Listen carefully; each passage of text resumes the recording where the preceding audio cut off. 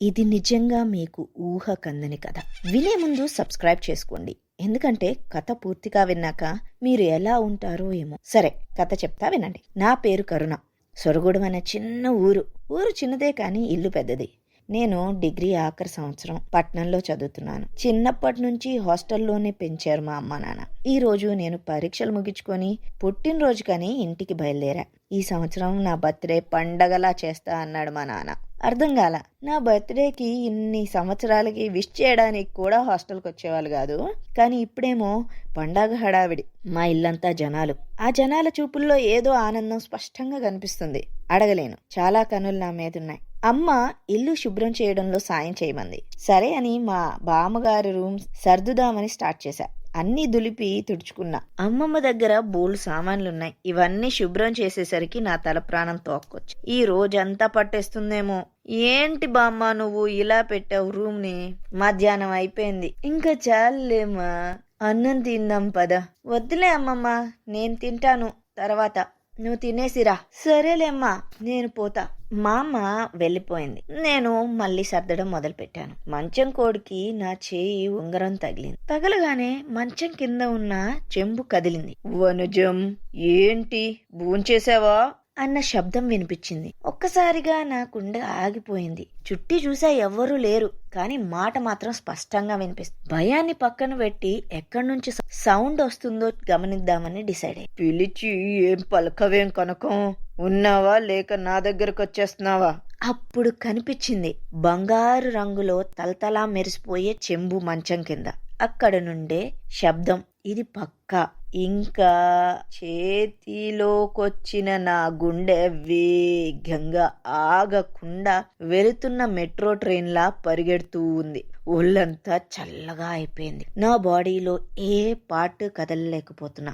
అంతలో బామ్మ వచ్చింది. మందాకిని, నేను ఇక్కడే ఉన్నా, మరి పిలిచి పలకవేంటి కనకం?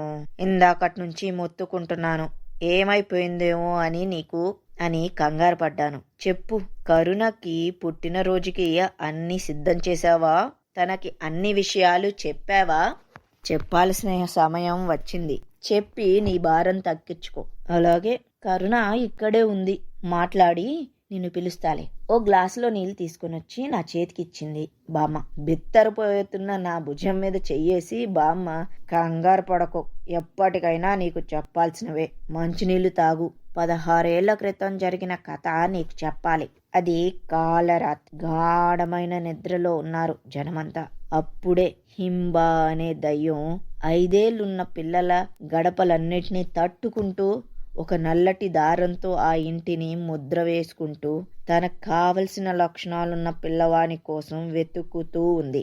ఆ రాత్రి మీ తాత ఊరి నుండి బస్సు దిగి కాలినడకన ఇంటికి వస్తుండగా ఒక చెంబు కాలికి తగిలింది. ఎంతో అందంగా ఉంది, కొత్తగా ఉంది అని దాన్ని తీసి చేత పట్టుకొని నడుచుకుంటూ ఇంటికి వచ్చేశాడు. అదే సమయానికి హింబ ఈ ఇంటిని కూడా పిల్లల కోసం వెతకడానికి వచ్చింది.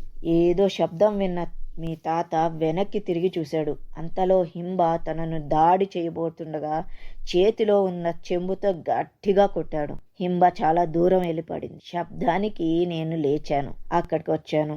ఆ చెంబుకు ఉన్న శక్తి మందాకిని మీ తాతని కాపాడింది. అప్పుడు భయంతో వణుకుతున్న నన్ను చూచి మందాకిని, కనకం, ఎందుకు భయపడుతున్నావు?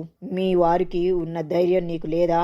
ఇక ముందు 16 ఏళ్లు నువ్వు చాలా ధైర్యంగా హింబాను ఎదుర్కోవాలి. హింబ చాలా బలవంతురాలు. తనకు అపారమైన శక్తులు రావాలని గిర్ని నక్షత్రంలో పుట్టిన అరుదైన 5 ఏళ్ల పాప కోసం వెతుకుతున్నాడు. అది నీ మనవరాలే.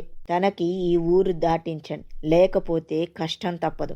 మళ్ళీ ఆ పాపకి 21 ఏళ్ళు వచ్చాక తన పుట్టిన గడియల్లో నా చెంబును తల మీద పెట్టుకుని ఆవుతో పాటు ఈ ఇంటిలోనికి తీసుకుని రావాలి.